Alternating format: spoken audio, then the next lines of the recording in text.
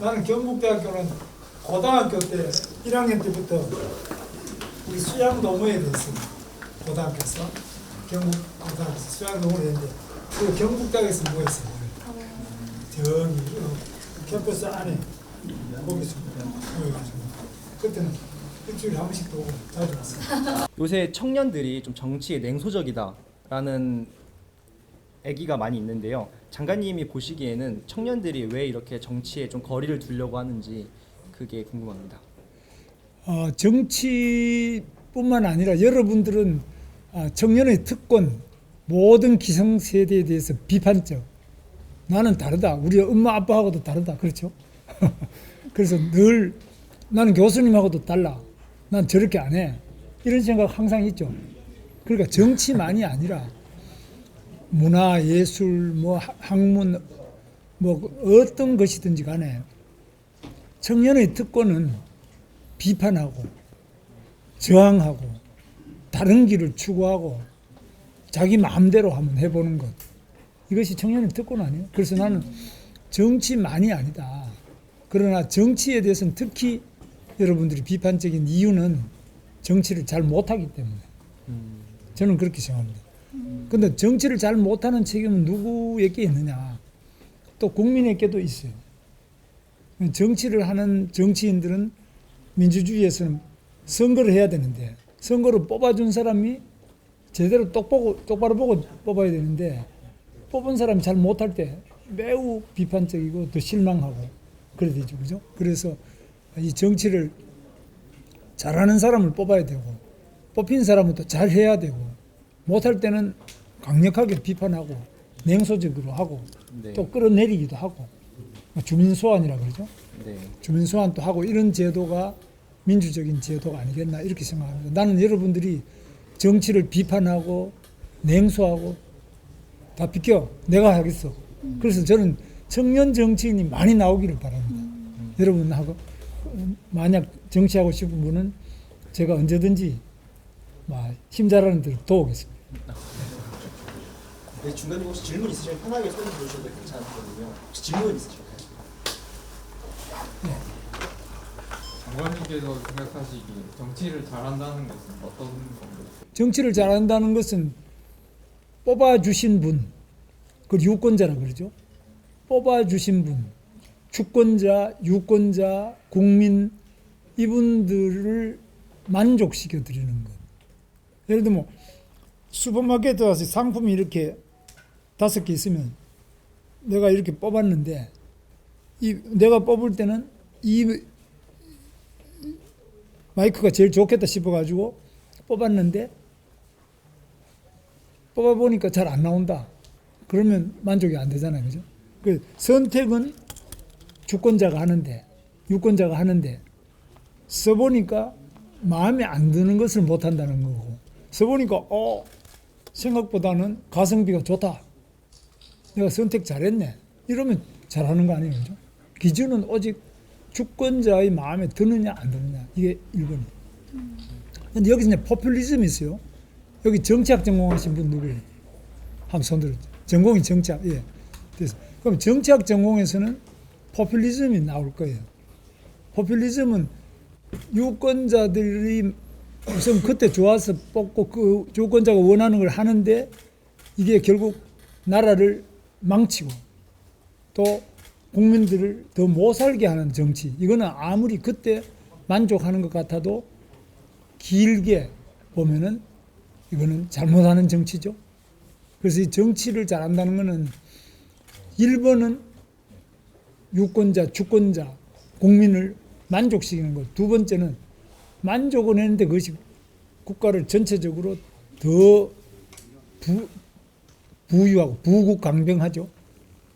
부국 강병은 바로 강력한 우리 군사력을 가지면 이웃 나라에 비해서 평화를 유지할 수 있죠. 군사력이 약하면 전쟁이 일어나니까 또 소용없죠. 이런 부국 강병의 결과를 가져오면 정치를 잘한다고 저는 생각합니다. 이준석 대표가 그 당에서 그 지부, 대학마다 지부를 만들었을 때 지부장을 맡았습니다. 대학마다 뭘 만들어요?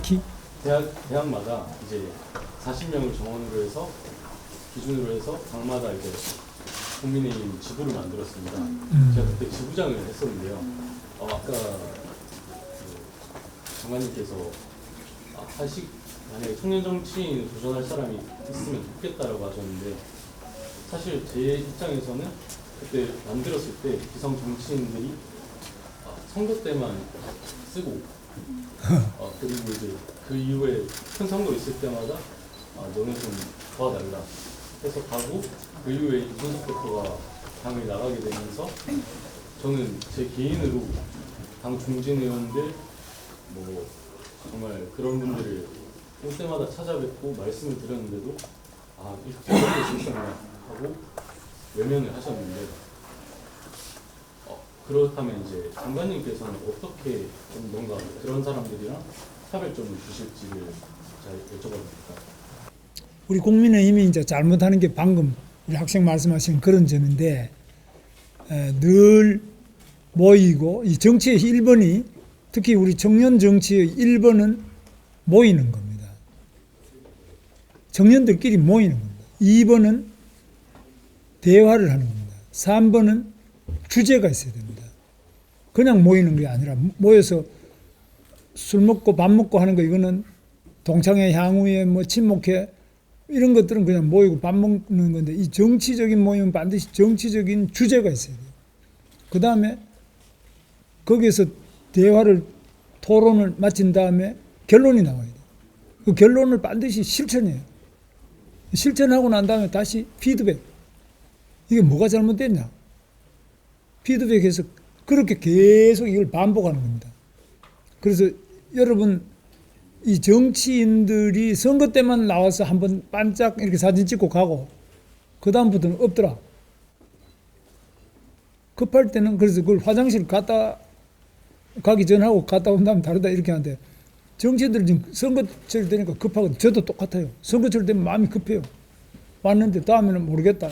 그래서 저는 이따가 제가 우선 명함을 드리겠습니다. 그래서 드리면 그리 연락도 하시고 하면 내가 청년들 말씀하신 건 답을 해드려요.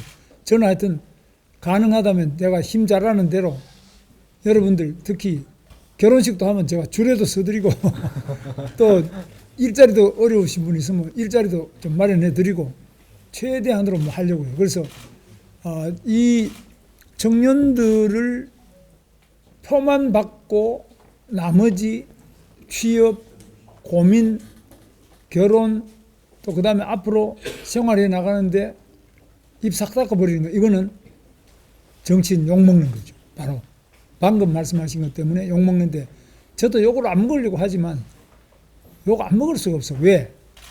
정치인은 너무 많은 사람을 상대해요. 그러니까 저 같으면 5천만을 상대하니까 5천만 만나는 사람마다 다 해줄 수가 없잖아요. 또 임기는 짧아. 이재용 회장 같은 사람은 대를 이어서 삼성 회장 하잖아요. 그런 사람들은 지금 못해도 나중에 뭐 도와드릴 수도 있는데 정치인은 뭐 5년 길어봐야 5년 4년 만에 또 그만두니까 그 다음에는 또 해드릴 능력도 없어. 그러니까 이 정치라는 거는 어떤 분이 하다시피 허주 우리 김윤환 구미 출신의 국회의원 유명한 김윤환이라는 분이 있어요. 허주로 별명이 허주인데 빈배다. 빌허자 배주자 빈배다. 정치는 허업이다. 실업이라고 그러잖아요. 실업과 실업. 회사 같은 거는 실업이라고 그러고 돈이 있고. 근데 이 정치는 헛되고 헛된 것처럼 보여요. 화려한 것 같지만 헛되고 헛되다. 임기 지나서 끝나면 아무것도 아니고 우리나라 대통령 감옥 가고 또 돈도 조금 벌었다 싶으면 감옥 가고 돈 안 벌어 우리 같은 사람 돈 하나도 안 벌고 하니까 가난하고 그러나 제가 회사를 다녔다면은 자기 밥은 먹는데 우리는 뭐 어떤 데는 밥 걱정도 있고 이런 정도로 어려워요.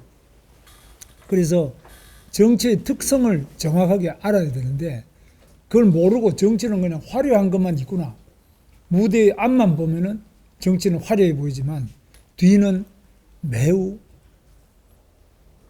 가난하고일 수도 있고 또 교도소 담장 위를 걷는 사람이 정치인이라고 하죠. 교도소 담장에서 이쪽으로 미끄러지면 교도소 안으로 들어가는 거죠. 아주 위험한 직업입니다. 그건 역사 속으로 똑같아요. 정치는 안전한 직업이 아니고 위험한 직업이고 리스크가 많아요. 유권자랑 정치인 간의 그 친밀감이나 이런 것들이 잘 이루어지고 있나 하는 고민이 많이 있습니다. 그래서 사실 후보님께서는 이렇게 줄에도 서주시고 이런 개인적인 노력을 많이 해주신다고 하셨는데 그런 거 말고도 혹시 구조적으로 약간 어떻게 바뀌어야 되겠다 하는 그런 것들이 있을지요? 국민의힘이 바뀌어야 될 거는 뭐냐? 국민의힘은 지금 민주당에 비해서 그 당협 있잖아요. 여기는 아마 북구갑인가? 북구갑. 국민의힘 대구 북구갑 당협. 북구갑의 당협위원장이 누구죠 지금? 국회의원. 누구요? 북구갑 여기 국회의원은 누구시죠? 우재준 의원님. 우재준 의원님. 우재준 의원님 청년이라서 여러분 들어보실 기회가 많을 거예요. 그분은 아주 청년이죠. 그래서 우재준 의원님이신데 그런 분들의 이 지역구로서 지구당 당협의 당원이 되면 아무래도 그 모임이 거의 매주 한 번이라도 하게 되고 청년 모임도 따로 하고 그 다음에 행사가 있으면 또 행사도 하고 이렇게 되는데 그런 지역 단위의 모임이 첫째 잘 돼야 되고 그 다음에 청년은 청년끼리 모임을 해야 되는데 제가 늘 이야기하는 게 그런 모여서 공부하고 같이 토론하고 목표를 정하고 행동을 하고 평가를 하고 이런 과정이 하나의 시스템으로 우리 정당 안에 있어야 되는데 국민의힘이 이게 약해요. 국회의원들은 열심히 해요. 장동영 총회 어디 가셨나? 국회의원들은 그걸 계속 의원총회를 하는데 당원들 모임은 밑에까지 조금 약해요.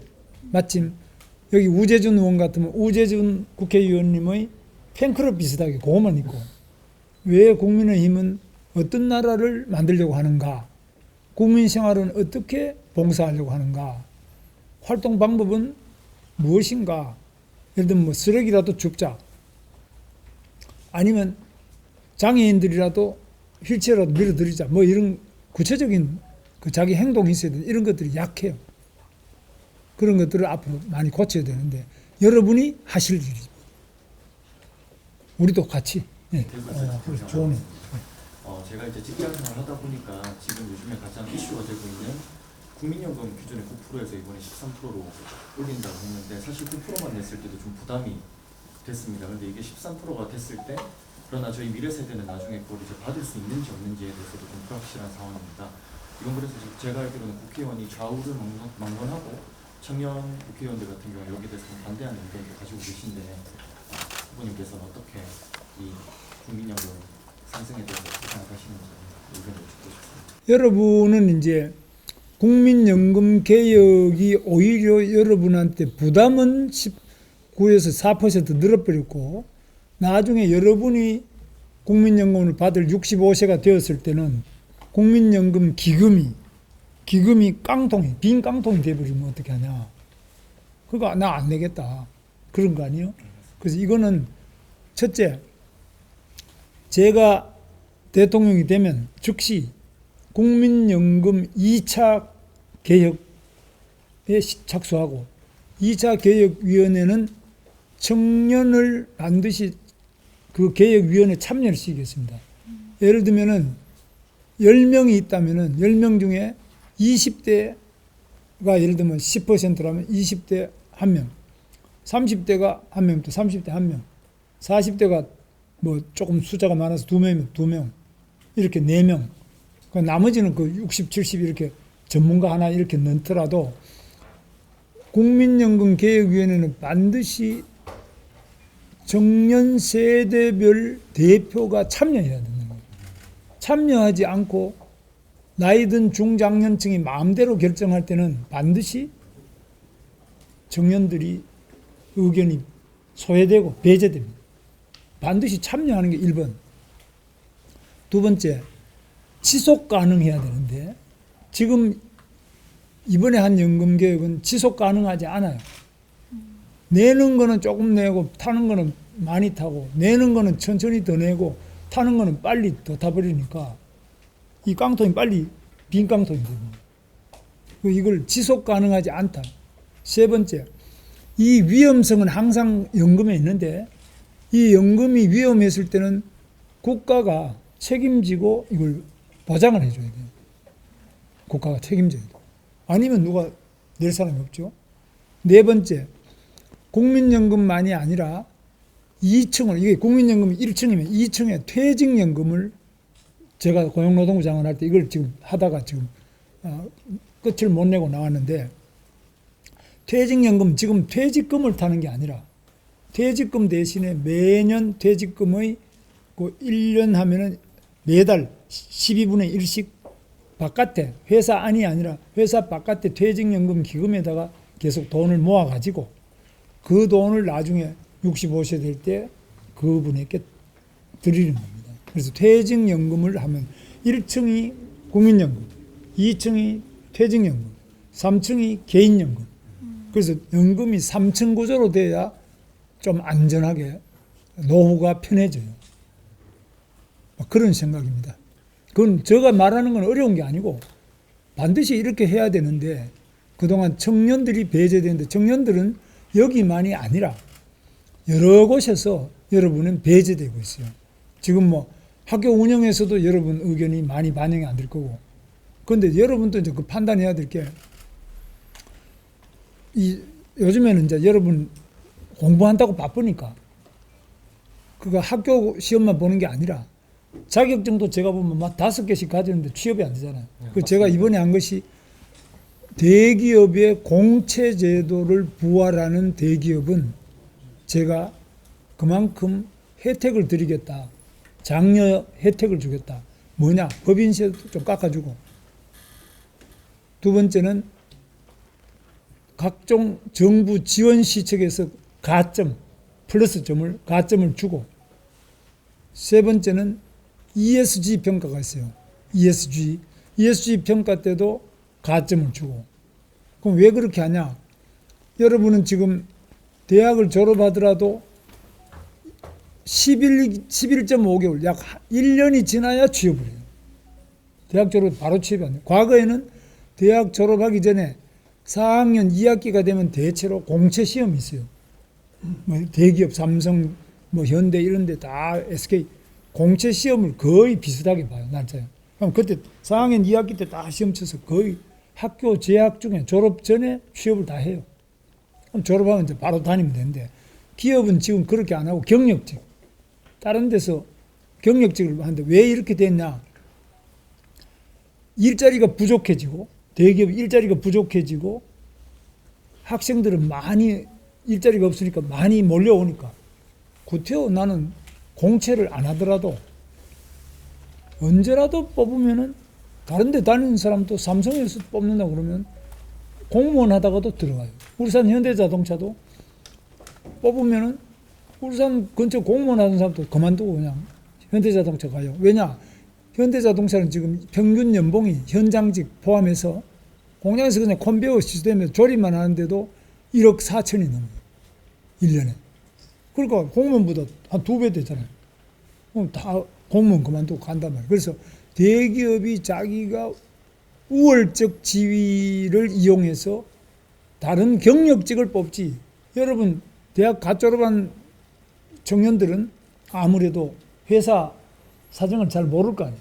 네. 모르니까 다시 교육시키고 훈련시키는데 그 필요 없이 딴 데서 다 훈련된 분, 검증된 분 이런 청년들만 뽑아도 수십 대 1로 몰려오니까 그래서 이거는 청년들이 너무 힘들다. 그래서 제가 이거는 제가 대통령 되면 청년들을 너무 괴롭히는 거. 그러다 보니까 취업 안 하고 쉬었으면 청년이 많아요. 이런 네. 것들은 고치겠다. 네. 그렇게 생각합니다. 괜찮으면 박수 한번 보내주세요. 그리고 공채가 많아지면 학생들이 조금 일찍 취업을 할 수 있는 기회가 될 거예요. 방금 말씀하신 내용 중에서 질문이 있는데 조금 크게 해주세요. 기업의 법인세를 상향한 만큼 저희 청년들이 세금 부담도 늘어날 수 있을 것 같다고 생각하는데 혹시 어떻게 생각하시는지 말씀해 주실 수 있나요? 청년들이 세금 부담이 늘어나고 기업에서 지불하는 세금이 꽤나 클 텐데 청년들의 취업을 위해서 기업의 법인세 차감 등의 혜택을 주는 그런 경우를 생각하면 청년들이 나중에 추후에 부담해야 될 세금이 더 늘어날 수 있지 않을까요?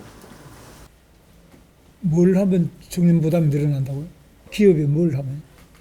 기업이 공채를 늘리면 공채하면은 그렇지 않아요.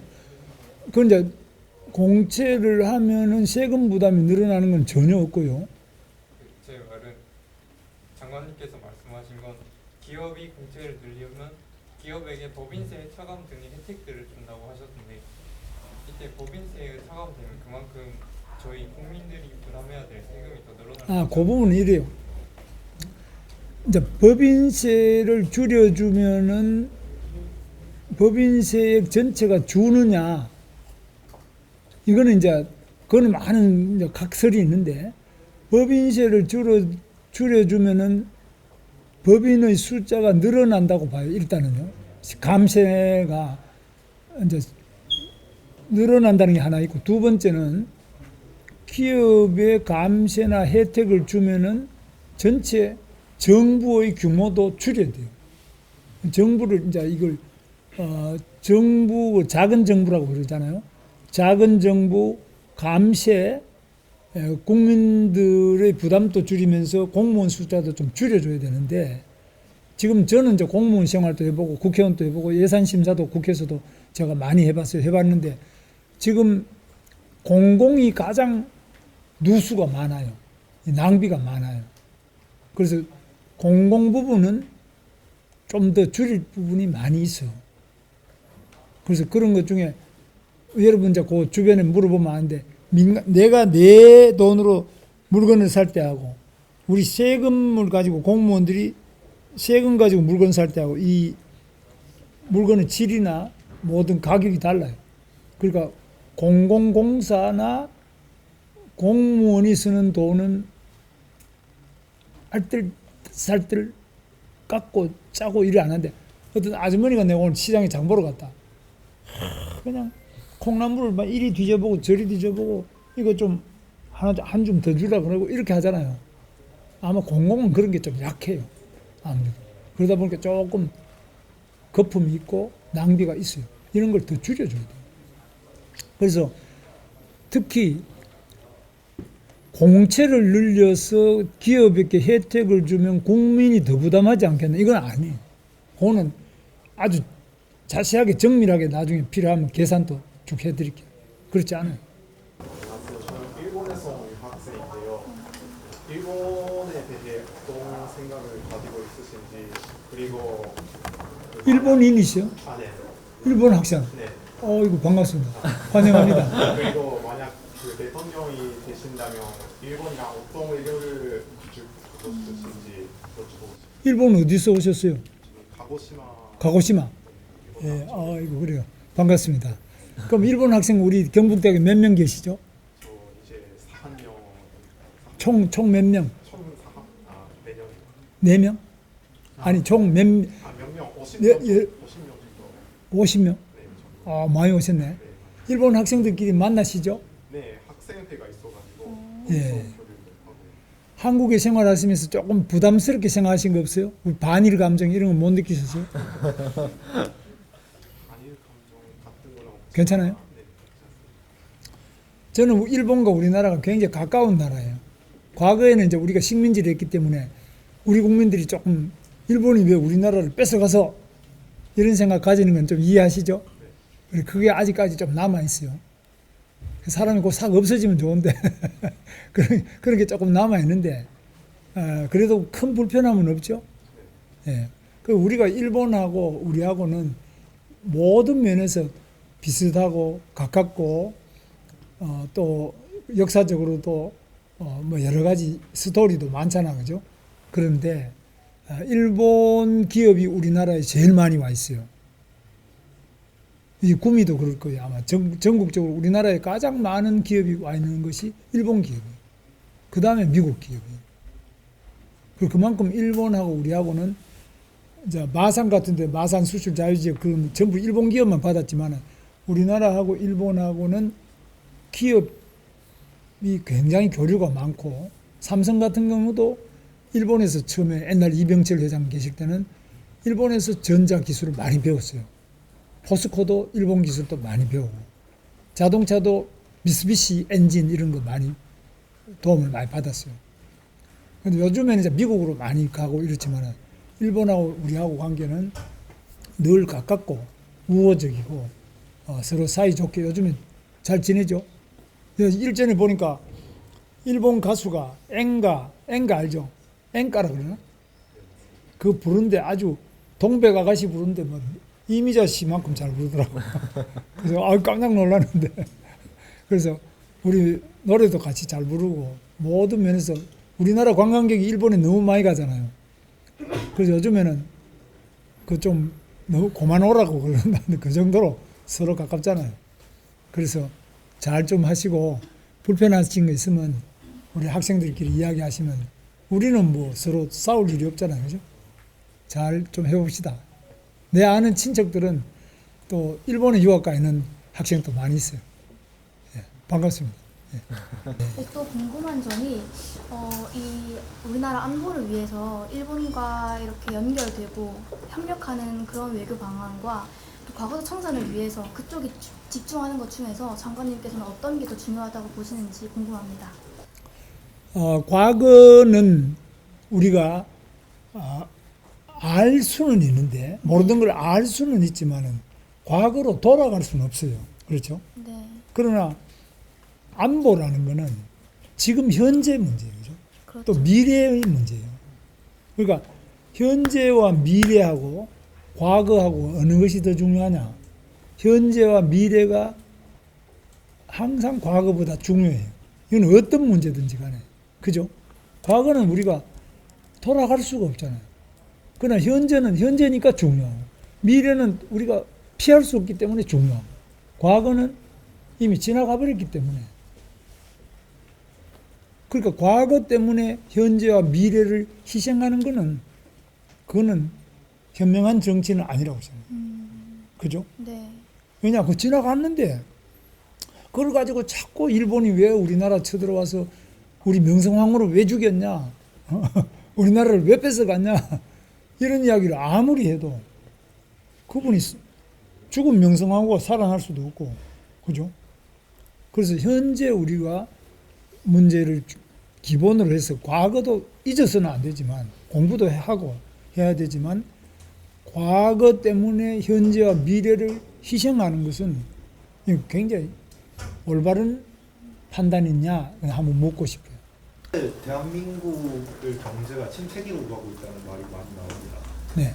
그래서 그 양상에서도 이걸 해결하기 위해서 상당히 많이 노력을 하고 있는 걸로 알고 있는데 이게 잘 안 되고 있는 걸로 알고 있습니다.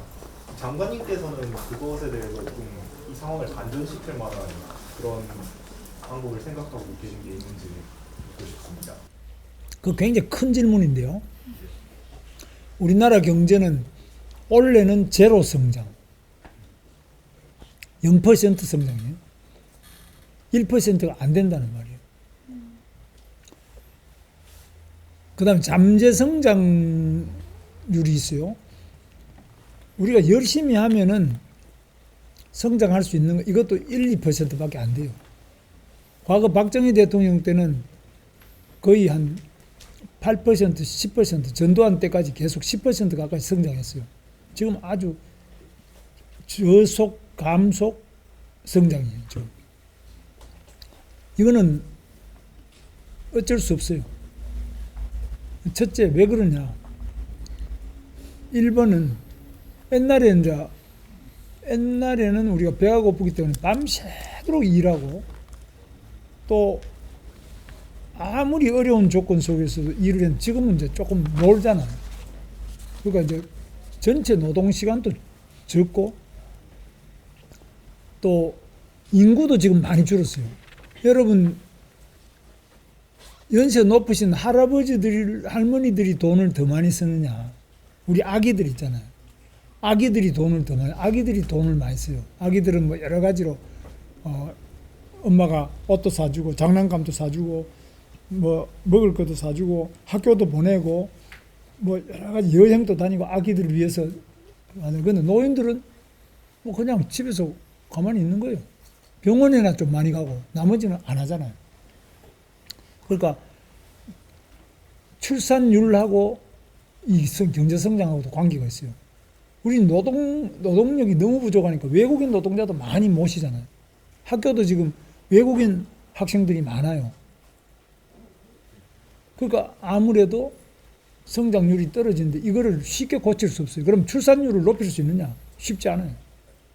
이것도 다 이야기하면 1시간 이상 해야 되는데. 그 다음에 기업도 여러분 일자리 없다 그러지만은 고령 같은데 이런데 주물 공장 가서 일해라. 안 가잖아, 그죠? 그 냄새 나는데 내가 왜 가? 경북대학까지 나오고 내가 그거 갈 수 있냐? 삼성전자는 가지. 그러니까 엔간한 중소기업은 잘 안 가려고 하시지. 그러다 보니 거기 일손이 없어. 자꾸 문을 닫아. 그죠? 자꾸 닫으면은 성장률이 떨어지잖아요. 그래서 이런 굉장히 복잡한 인구 문제, 근로의욕의 문제. 근데 여기서 이제 좋은 점은 뭐가 있냐? 여러분처럼 공부를 많이 한 세계에서 우리나라가 최고의 학력을 가지고 있어요. 그러니까 여러분만큼 공부 많이 하고 머리 좋은 사람이 전 세계에 없어요. 우리가 지금 세계 1등이에요. 그러나 숫자가 적어. 자꾸 줄어. 그러니까 10명이 하던 걸 우리가 5명이 하려면 아무래도 줄 거 아니에요. 아무리 뛰어나다 하더라도 여러분이 뛰어나도 숫자가 있어야 되는데 중국 같은 데 숫자가 많고 여러분 우린 자꾸 줄잖아요. 이것이 굉장히 중요하고 그 다음에 이제 우리가 이미 많이 올라왔기 때문에 세계 1등이 많아요. 우리는 제조업은 거의 1등이잖아요. 반도체도 그렇고 뭐 1등인데 자동차도 세계 1위 수준에 올라있어요. 더 올라가는 건 이제 스스로 R&D를 통해서 이노베이션을 통해서 해야지 남의 것을 카피하거나 팔로잉 해서는 못 따라가죠. 그것만 하던 시대는 지나갔지. 이제는 스스로 앞서서 리드해야 되고 또 스스로 이노베이션을 통해서 기술을 혁신시켜 내야 되는데 이게 엄청나게 시스템을 높여요. 그래서 어쩔 수 없어요. 그래서 어느 정치인이 말하더라도 똑같은데 다만 성장률에 가장 중요한 영향을 미치는 것은 기업이에요. 정치인이 아니에요. 기업이 할 수 있도록 해줘야 되는데 우리나라는 삼성전자다 이재용부터 전부 감옥에 집어넣으니까 여러 가지 이유를 붙여서 기업을 안 하려고 해요. 외국 기업도 한국 가면 삼성전자 이재용도 감옥 가고 SK 최태원이도 감옥 갔죠. 롯데 신동빈도 감옥 갔다 오지. 그러니까 한국에는 저렇게 훌륭한 기업인도 감옥 가는데 우리도 가다가 중대재해처벌법 누구 일하다가 누구 죽으면 감옥 가는 거 아니냐? 안 와요. 최근 현대에서 미국 공장과 그리고 투자 계획을 밝혔는데 이러한 기업의 이탈이 한국에서 현대제철의 노동조합 파업과 같은 노사 간 갈등도 영향을 미쳤다고 생각하시는지 궁금합니다. 그건 이제 겉으로는 영향이 있다 소리 안 해요. 저는 이제 그 현대에 있는 사람들 이야기를 쭉 들어보면 현대만이 아니라 삼성만이 아니라 현대, 삼성, SK 우리나라 기업인들이 모두 생각하는 것이 한국은 세계적으로 임금이 가장 높아요. 진짜입니다. 그런데 밑에 최저임금, 대구는 임금이 낮아요. 그런데 현대, 삼성, SK 이런 거는 세계적으로 가장 높아요. 그 다음 두 번째, 노사 분규로 인한 노동 손실 일수. 그 노동에서는 노동 손실 일수라는 게 있어요. 파업을 해서 일을 몇 시간 못 했느냐. 꼬박이 사람 수 이렇게 하면 손실 일수가 이게 윤석열 대통령 와서 많이 줄었지만 이게 일본보다 한 20배 이상 높아요. 아직까지. 엄청 높아요. 일본은 제가 도요타 자동차 가봤는데 도요타 자동차 같은 데는 파업 내가 노조위원장 보고 물으면 우리는 고용 안정이 문제지 임금 인상 그게 중요하지 않습니다. 왜냐하면 자꾸 인원을 줄이니까 임금을 올릴수록 로봇들을 자꾸 도입하잖아요. 자동화를 계속 하잖아요. 임금을 올리면 올릴수록 로봇이 더 값이 싸니까 사람 안 쓰고 로봇도 하시고. 자기들은 일하는 게 좋다는 거예요. 그래서 임금 많이 인상 안 해요. 그런데 이런 부분에서 이제 굉장히 어려운 문제인데 우리나라 기업인들은 제일 문제가 1번 잡혀가는 거, 감옥 가는 거 제일 싫어하고요. 두 번째, 노조가 세계적으로 가장 많은 돈을 주는데 계속 더 내놔라 그런 거, 이거 굉장히 싫어하고. 그다음 세 번째, R&D. 예를 들면은 지금 경북대학교도 반도체가 유명하잖아요. 삼성전자 가보면 경북대학 출신 제일 많아요. 그럼 반도체 이런 거 R&D를 해야 되는데 근무 시간이 52시간, 기본이 40시간, 연장해서 52시간. 그런데 실제로 저 같은 사람도 요즘에 선거철 같은 데는 거의 일주일에 뭐 최소한도 한 100시간 가까이 뛰거든요. 50시간이 아니라. 그럼 나 과로사 안 하느냐? 물론 조심해야 되지만. 그러니까 R&D 해가지고 내가 반도체 공정 하나를 개선한다. 아니면 요즘에 양자, 퀀텀 뭐 컴퓨터를 내가 뭐 하나 한다. 이런 때는 집중적으로 해야 되잖아요. 토요일 놀고 일요일 놀고 하루에 8시간 하고 그 과연 세계적인 기술을 앞설 수 있느냐. 이런 면에서 외국으로 자꾸 빠져요. 국내에서는 너무너무 기업을 할 수가 없다는 거예요. 이런 것이 뒤에 있는데 그 말을 잘 안 해. 왜 말하면 또 언론인도 많이 오셨지만 막 비판하잖아요. 어디 삼성 같은 데가 한국이 키워낸 기업이잖아요. 그런데 그런 식으로 말할 수 있어?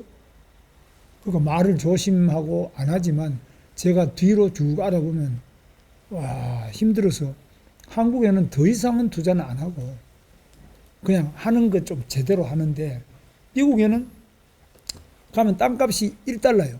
100만 평, 200만 평. 경북대학교 이게 몇십 배 되는 게 1달러. 땅값이 1달러예요. 혜택을 줘요. 세금을 다 깎아줘요. 한 7년씩 세금을 완전히 제로. 세금 다 깎아줘요. 그 다음에 인건비가 우리보다 값이 싸.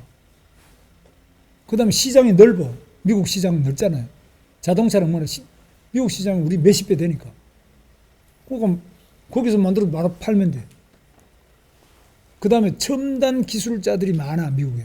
예를 들면 AI라든지 굉장히 첨단 기술자, 학자 이런 연구기관이 많기 때문에 그런 이노베이션 환경이 좋아요.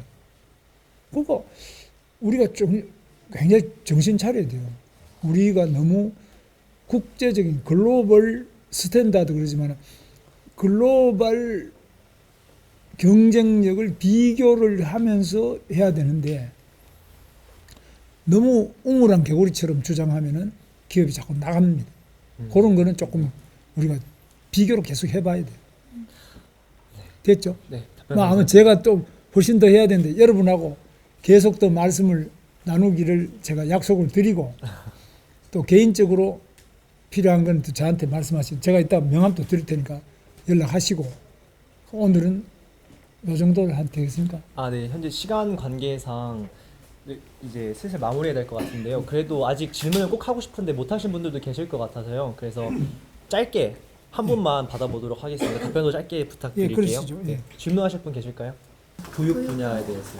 현재 사교육 문제 그리고 대학 입시 문제 그리고 교육에 대한 미래가 어떻게 될 거냐라는 문제가 있는 걸로 알고 있는데 장관님께서는 우리 미래 교육이 어떤 방향으로 나아가야 되고 그리고 현재 문제되고 있는 사교육 문제에 대해서 어떻게 생각하시는지 궁금합니다. 굉장히 큰 질문을 하셨는데 교육에 대해서는 너무너무 많은 이야기를 할 수 있고 누구나 할 수 있기 때문에 그건 제가 생략하고 이거 뭐 교수님도 많이 와 계신 두 번째 사교육 문제는 대한민국이 최고로 심한데 이거는 꼭 나쁘게만 볼 수는 없어요. 왜냐하면 내 새끼는 더 내 자식만은 더 좀 공부를 시키고자 하는 나쁜 건 아니거든요.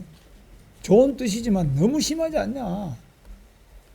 이게 뭐 학교 등록금보다 몇 배를 사교육비를 더 내야 되니까. 그래서 이거를 줄이기 위해서 예를 들면은 학교 자체를 바꿔야 됩니다. 어떻게 바꾸냐.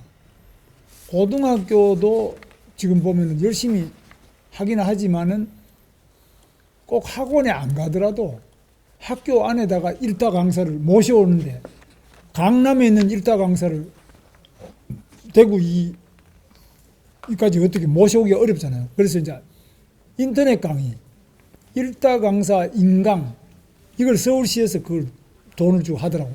그런 걸 대구 시내 저 경북 영양 뭐 이런 봉화 이런 데까지 다 좀 듣게 하자. 그러니까 요즘에 인터넷이 발달되어 있기 때문에 그런 일타 강사의 쪽집게 강의 이런 걸 전부 다 전국이 다 무료로 들을 수 있으면 좀 도움이 안 되겠어요? 그래서 그런 식으로 제가 대통령 되면 획기적으로 사교육비를 낮출 수 있는데 이러면 이제 사교육 하는 사람이 많아요.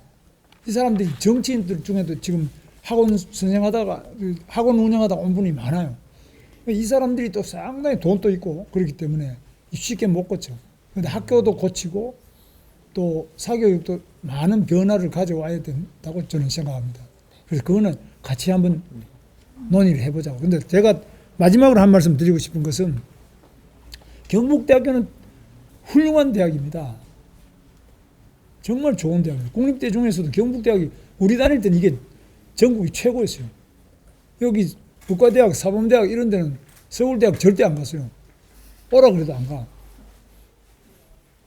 근데 요즘에 와서 물어보면 에이 경북대학교 되겠나고 말이지. 그래서 우리 교수도 아까 와 있지만 김현기 교수도 하죠. 왜 경북대학이 왜 안 되느냐? 아유 안 된다 이요. 근데 이런 패배주의 나는 된다고 생각해요. 경북대학은 가장 좋은 환경 속에 있는데 안 될 게 뭐 있냐. 그래서 이 경북대학 같은 이 거점 지방대학을 집중적으로 지원해서 서울대보다 돈도 더 주고 교수도 더 좋은 사람들 채용할 수 있게 많이 돈도 많이 줘야 오겠어요. 또 안 오지. 그러니까 재정도 더 튼튼하게 지원해 드려야 되는데 그거 제가 할게요. 그래서 경북대학 학생들부터 한번 우리가 같이 구호함 외치고 마치면 어떻겠어요? 네, 좋습니다. 구호는 어떻게 진행하실까요? 박정희 대통령 저기 계시거든요. 동대구역에 그 볕단 안고 계시는 거 있잖아요. 그분이 하시는 이야기. 하면 된다. 할 수 있다. 해보자. 우리 경북대학교 세계 제1의 대학 나는 만들 수 있다고 생각해요. 여러분 생각 저하고 같으세요? 네. 그럼 같이 한번 해봅니다. 주먹을 불끈 쥐고 제가 먼저 하면 된다 하면 같이 하면 된다. 할 수 있다. 해보자. 자, 하면 된다. 하면 된다. 할 수 있다. 할 수 있다. 해보자. 해보자. 감사합니다. 감사합니다. 감사합니다.